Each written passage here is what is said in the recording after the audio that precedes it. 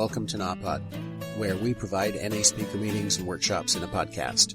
We are an ad-free podcast, and if you enjoy listening, please help us to be self-supporting by visiting napod.xyz, look for the donate link, and drop $1 or $2 in the virtual basket.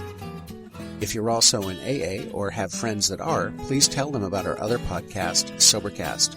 Sobercast features AA speakers and workshops in the same format as NAPOD.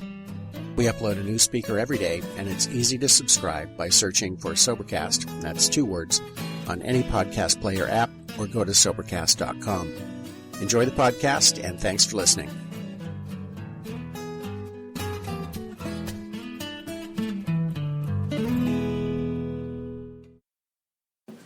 Thanks, Jay. I'm Lorna, I'm an addict. Hi, Lorna. I am really nervous. I have to say I'm very nervous. And I just wanted to say, because I sort of went for a quick loiter in the toilets to try and calm my nerves. And Gabrielle, who's just sitting over there, just said to me, you'll be all right because they're all on your side. And that sort of really helped me. I find it. I can be a little bit cagey around myself, so I find it difficult. But I do know from experience that I'll be all right in a little while. It just sort of takes me a little while to. And I haven't been here before. I've never been to this meeting. I know lots of people in this meeting. In fact, I know quite a lot of people in this meeting, and so that's really helped. I'm an addict. That's why I come to Narcotics Anonymous.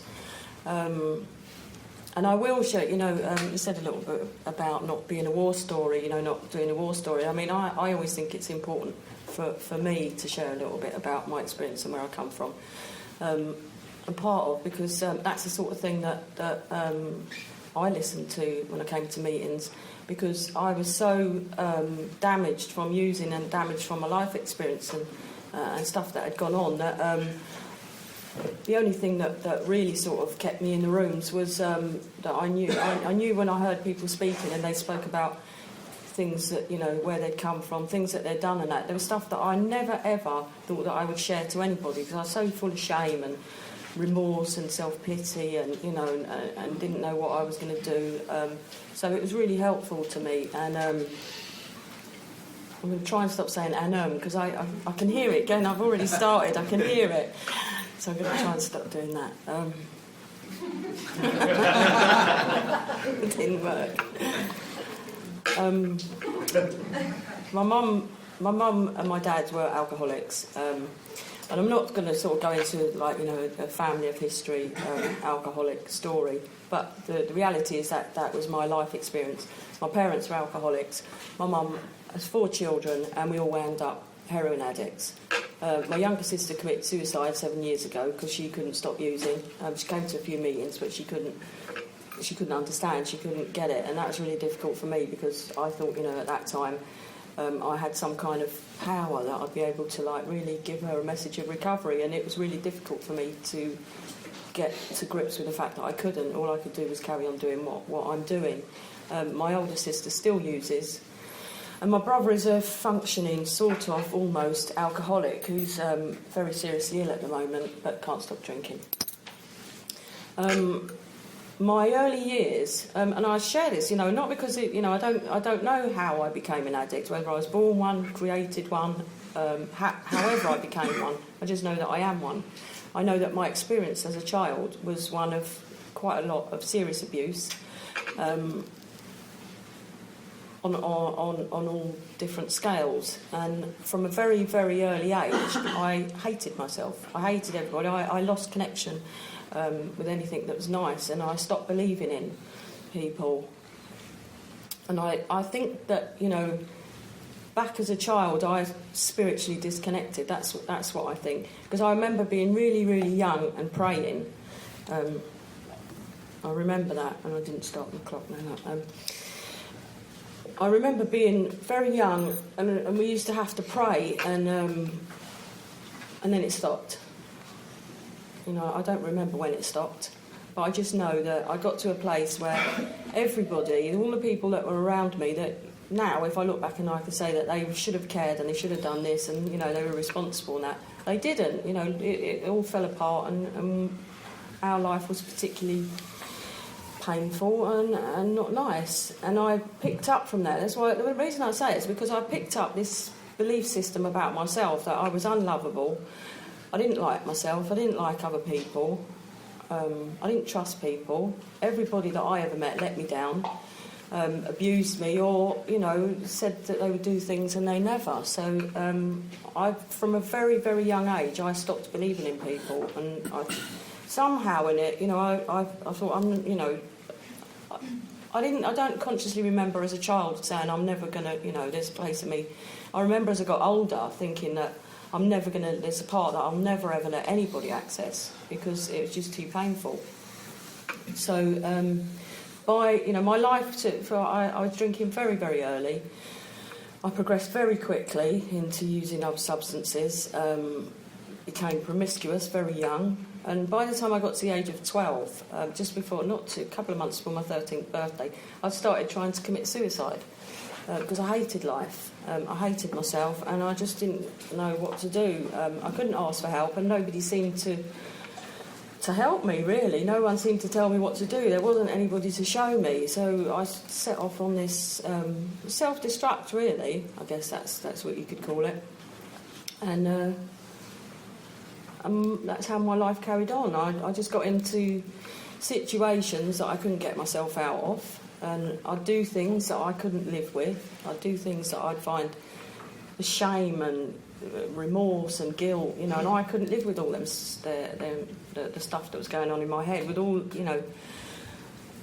the past stuff. What I'm saying is I was totally victimised by my childhood, and then when the drugs came along, it sort of stopped it. It helped me to be able to live. And I sort of look back and I think, because I was trying to, kill myself from a very young age. And I think maybe if I hadn't taken drugs, that would have been a reality somewhere along the line for me, because I just really didn't know how to live life. And nobody showed me. I hang around with lots of different people that I gravitated towards people that were doing wrong things. There were people that were doing the right things, but I couldn't mix with them, because I didn't do the right things. I couldn't get on at school. I couldn't stay in the classroom. I couldn't take, instructions from teachers and stuff. And I told terrible lies. I was such a liar and such a thief. Like, before I even started taking drugs, I would tell the biggest lies on the planet, and I didn't even have to. I'd sort of make up stories because it sort of changed who I was. And for a minute, I'd sort of half believed that was me. And I stole when I was at school, and I kept getting caught. And I stole not for gain. I didn't steal it because I needed to. I didn't go out and I'm talking about in the infant school. I stole because I knew that I could get friends from it. Because when I gave people things, they were my friend. But when I didn't have anything to give them, they weren't my friend. So I learned at a very young age, my perspective of people very young was that when you had something, they wanted you. And when you didn't have anything, they didn't want you. So my view was very shallow and cynical of people. And I just carried on taking more drugs, living quite a rebellious life. And by the age of 16, I was in prison. I went to Germany, and I wound up in prison for 6.5 months. I got a 2-year sentence for fraud, and I did 6.5 months out there. And I came back, had my 17th birthday out there, and that was the first birthday that I'd had for a while then that I'd had clean. And I was really incensed because it was a Saturday night, and I felt cheated that I wasn't out getting drunk, like 17 years of age, and 17 years of age, and a Saturday night, and I wasn't able to go out and celebrate it. And the one thing that I remember really clearly about being in this prison in Germany was that there was 8 of us went, and 8 of us got arrested. And I was the only one under 21, the rest of them were all older, and so I was on a young person's wing, and there was about 24 people on there, and a good 21 of them were heroin addicts. And that's just how it was in Frankfurt.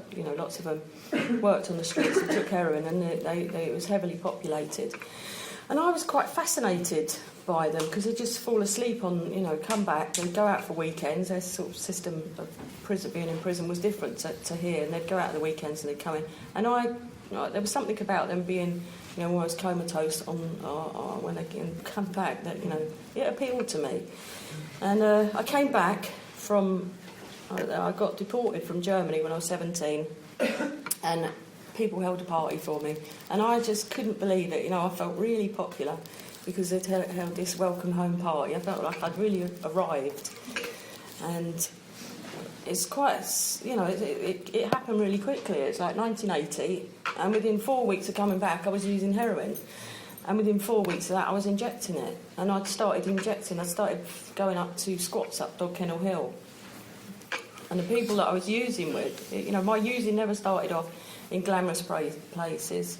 It wasn't in nightclubs or anything like that. It was in seedy places, squats, people that had been using for years, and I was sort of fascinated because I had bits missing, like, fingers gone and toes and ulcers and abscesses, and there was something about being, in the surroundings that, it's not that I thought, wow, this is really great, but I just felt comfortable there, and I felt like I belonged, and I, just fitted in. I very quickly got ill. I got hepatitis B when I was 18, and the reality was then I probably got hepatitis C as well, but they just didn't know about it. I couldn't inject safely, and I kept having overdoses, and all different things happened to me. And my answer to that, even back then, was never to stop using drugs. It was to manage it. I thought that if I managed it, like maybe smoking it, and just having a fix, like maybe at the weekends or every now and again, or if there was someone about that could help me. So my using, as very young, at 18, was always about managing, not stopping. Even though I'd say back then that I could stop whenever I wanted to, I didn't actually want to at that age. There was nothing about my life that I wanted to stop using drugs, because it just fitted and it felt right.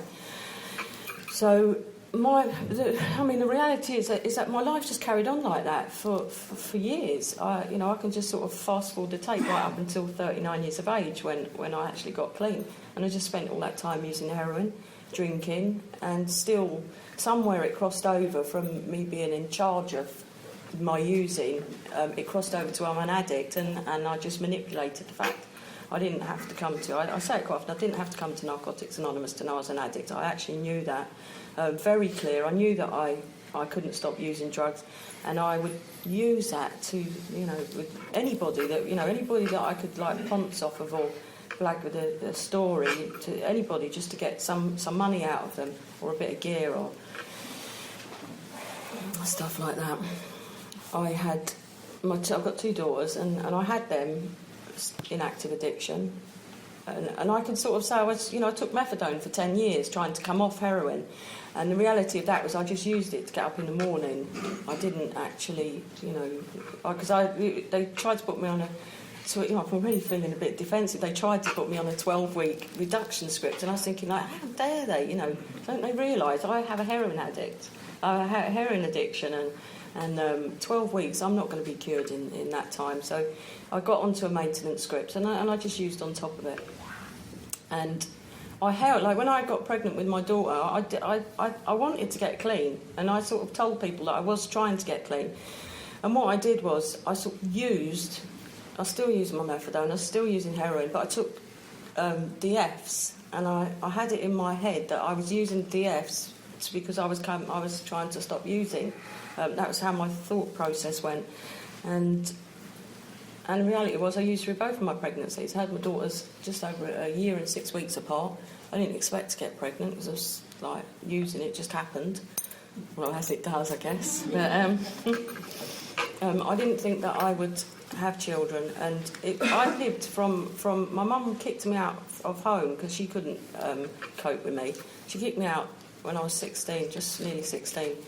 And I lived right up until 28 when I had my first daughter. I just lived on the streets or in wherever I could find a bed, or just DOS. I used to live in King's College Hospital at one time, down the end. They used to have these big armchairs, and the cleaners would come around at 7 o'clock in the morning and wake you up, and you had to leave.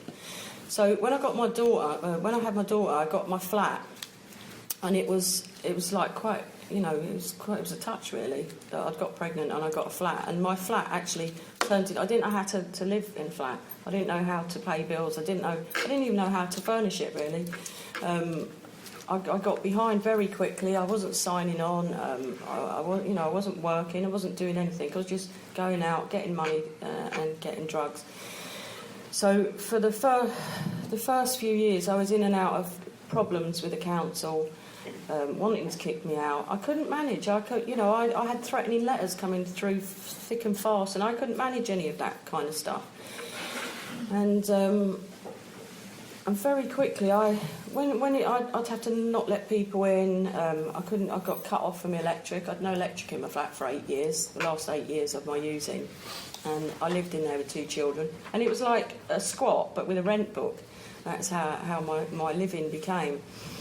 And I'd been smoking heroin for about 14 years till my lungs nearly packed up. And because my hearing is, I don't hear what people say, I hear what I think that they mean when they say something. I sort of twist it, and, by the time it comes out, it's gone, I've sort of added a meaning onto it. It's like quite strange.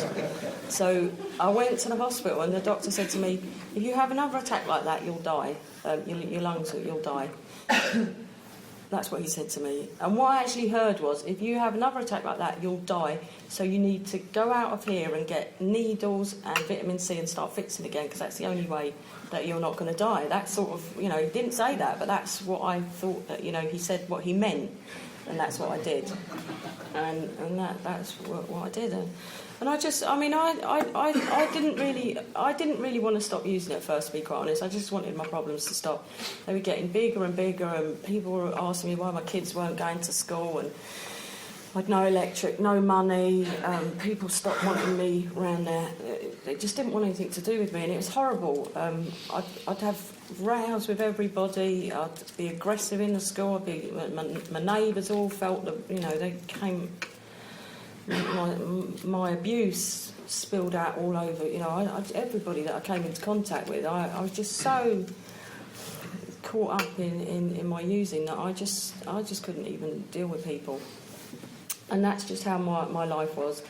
There was a couple of, I won't go right into them, but there was a couple of deaths that really affected me, and they started me thinking, I can't live this life anymore. The biggest one being, which I just shared very quickly, was about someone using. It was a friend of mine, been a friend for a long 20-odd years, and she died in a bedroom, and they chucked a quilt over her, shut the door, and carried on using in it for 3 months, and while she decomposed in the bedroom. And that was the first time I'd ever thought to myself, I can't be this. I'm not like, lots of things. I know I'm lots of things. I know I've done lots of things, but that's one thing that I thought I'm not. That's just too much. I can't do that. And I tried. I was going to this project, and I said, what can I do? And she said, go to a detox. And my biggest fear there was that I'd lose my kids. So she assured me, no, you won't. And the reality was, I went to the detox. I didn't want to stop using. I wanted to manage. I just wanted the problems to go away. And I wanted to be able. I wasn't going to stop drinking, that's for sure. I wanted the problems to stop, and I wanted to be able to carry on drinking and use at the weekends.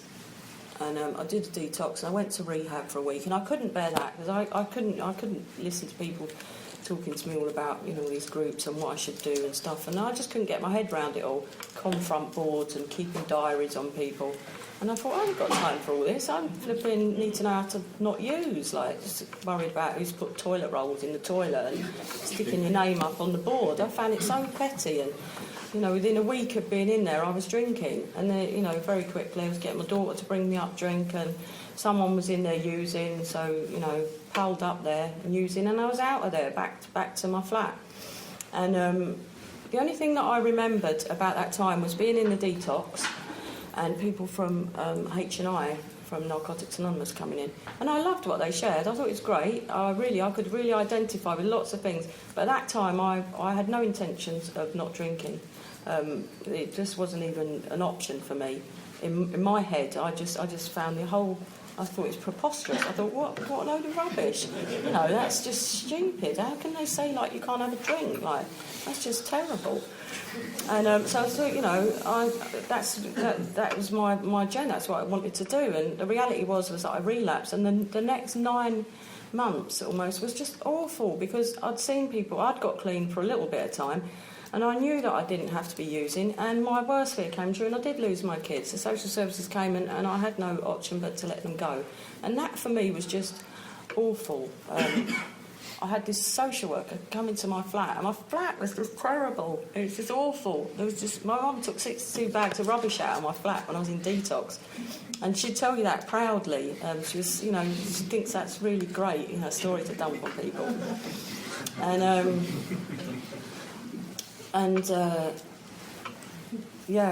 sort of, I've lost my train of thought for a minute. Sorry.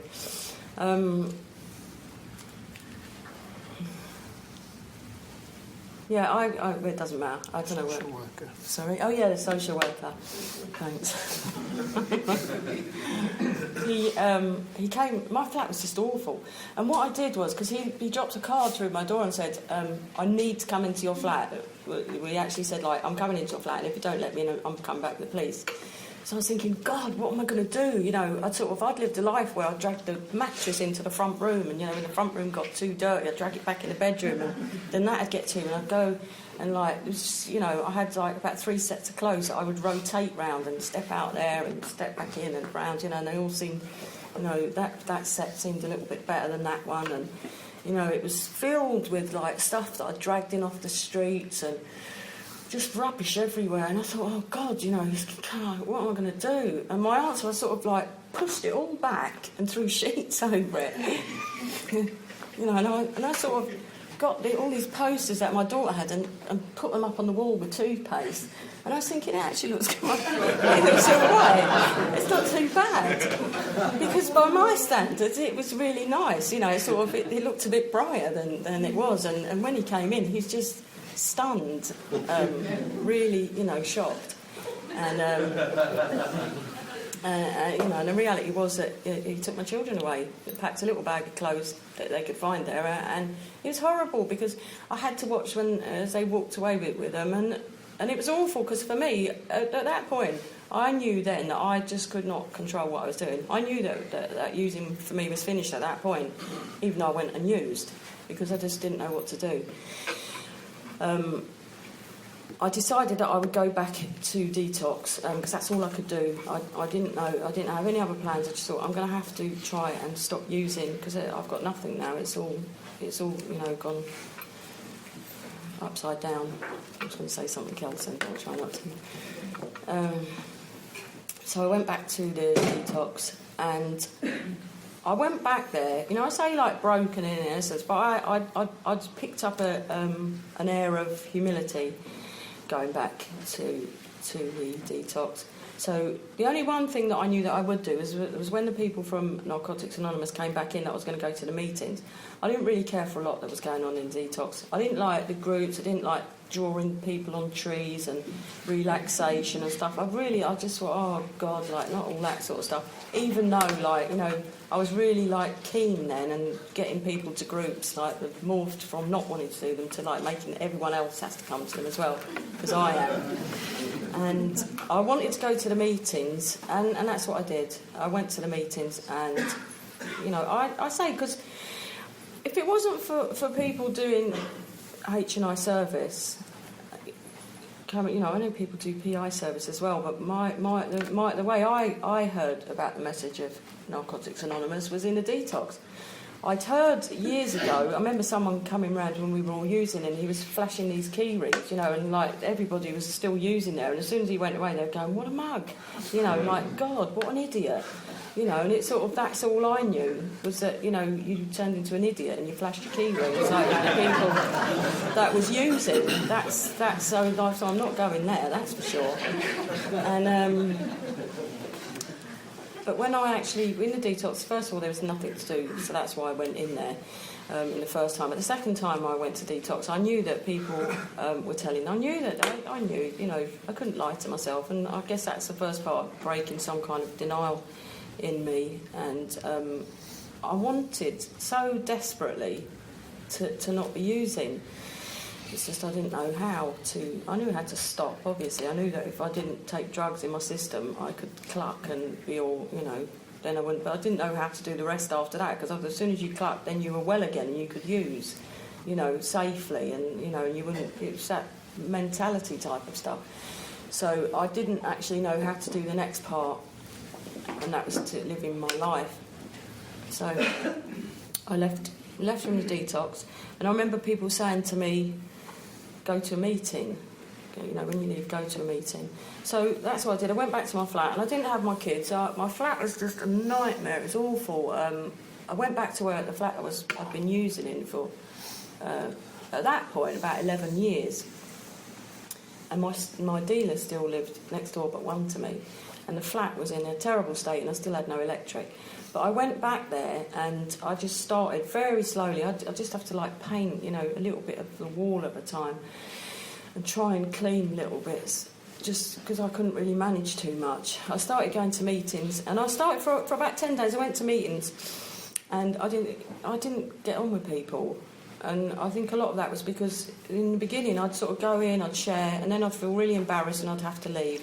And I thought, they're not really very friendly, all of these people. They say I hear them saying all these things, but they're not friendly, because nobody reached out to me. I mean, I looked a mess. I have to say, the end of my using, I was a mess.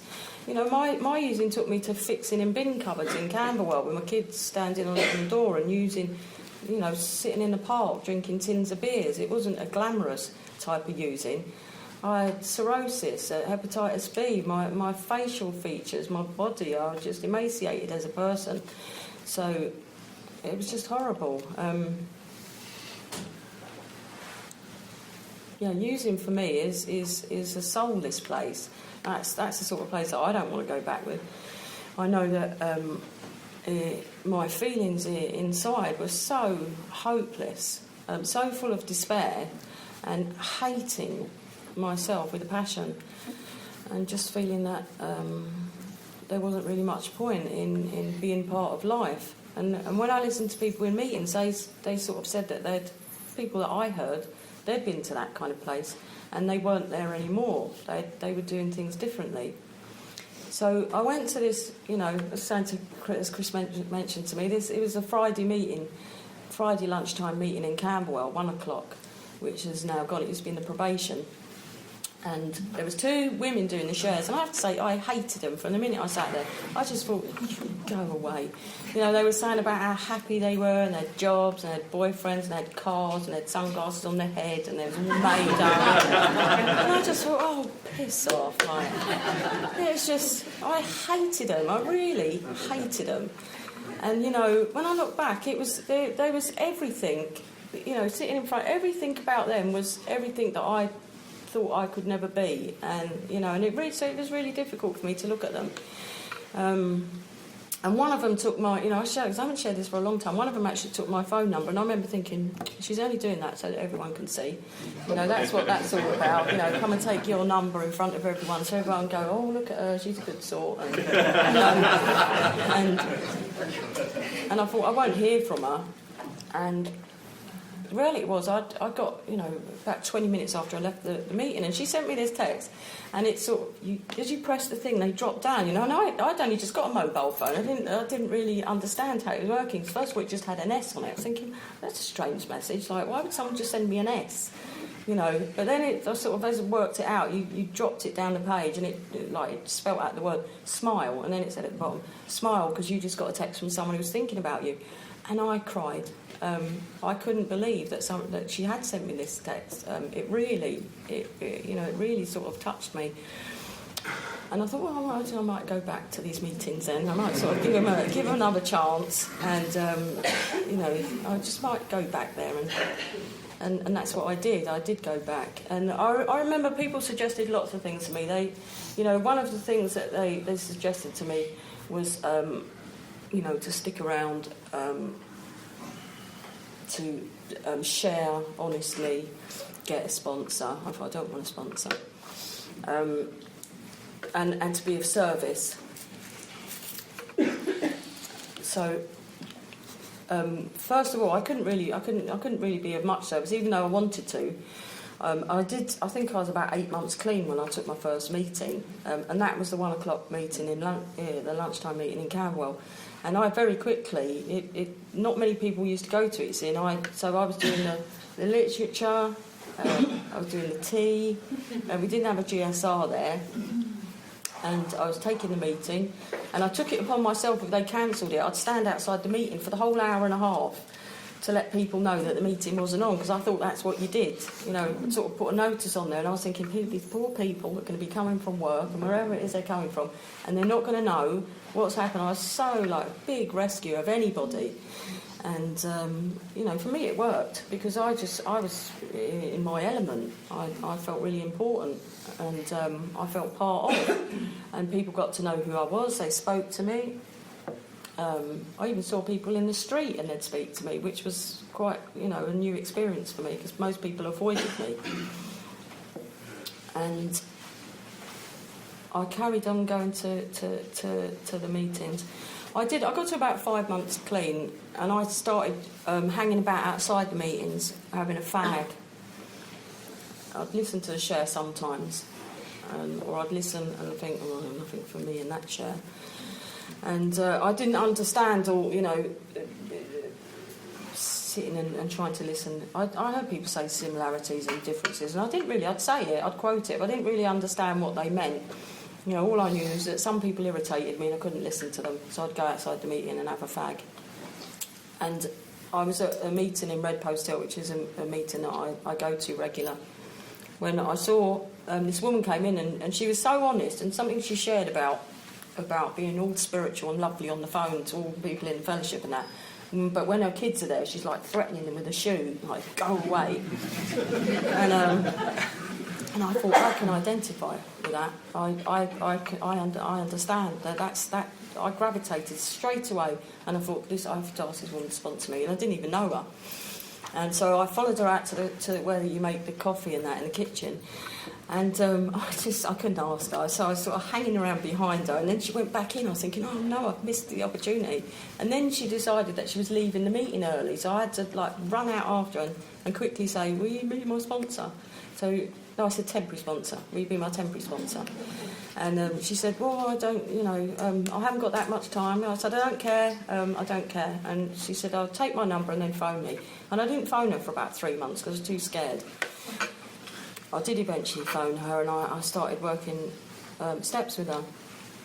And that's really where recovery for me took off, because I started to be honest about myself. I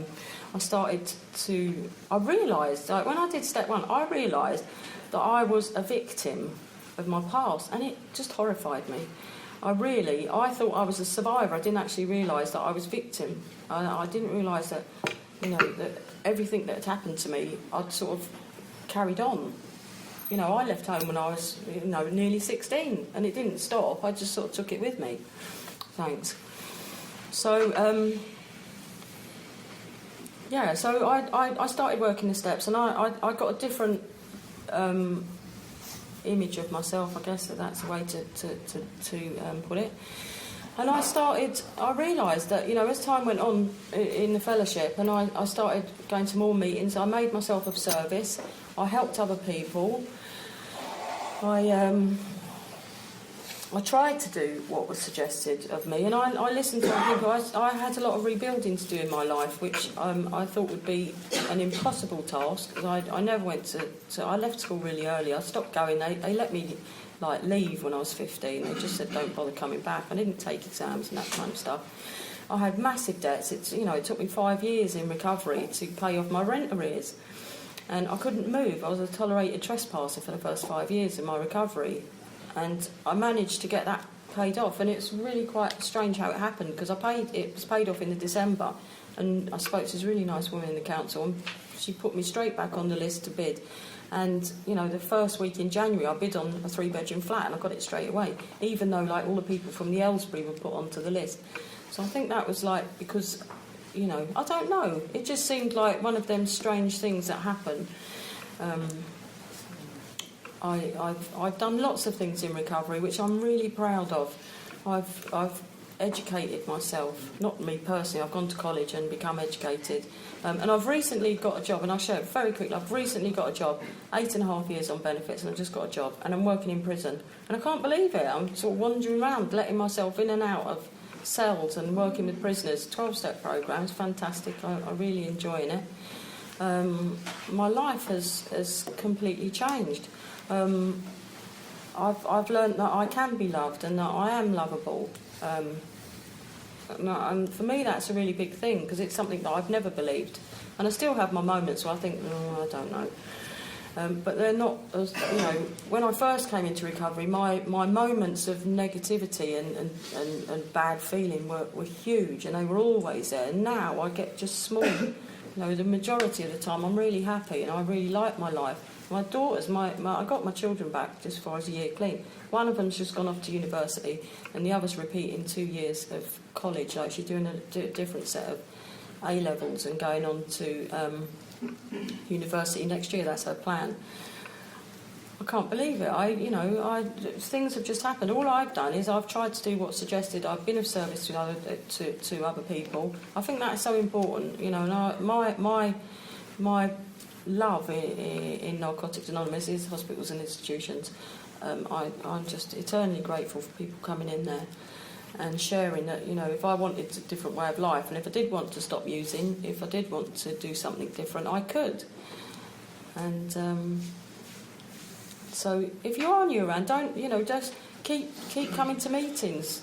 I with suggestions, I think sometimes for me, I'd say look at what the person's doing in their programme, because some people's suggestions, they might be like a little bit unwell and they might not have worked any programme. So look at the people that are strong in recovery and meetings, and ask them what they're doing, and don't lose hope. I could have done, but I didn't. There was something about coming to meetings and just hanging on to the belief that recovery for me was possible. And so if you are new, just keep coming back. Thanks.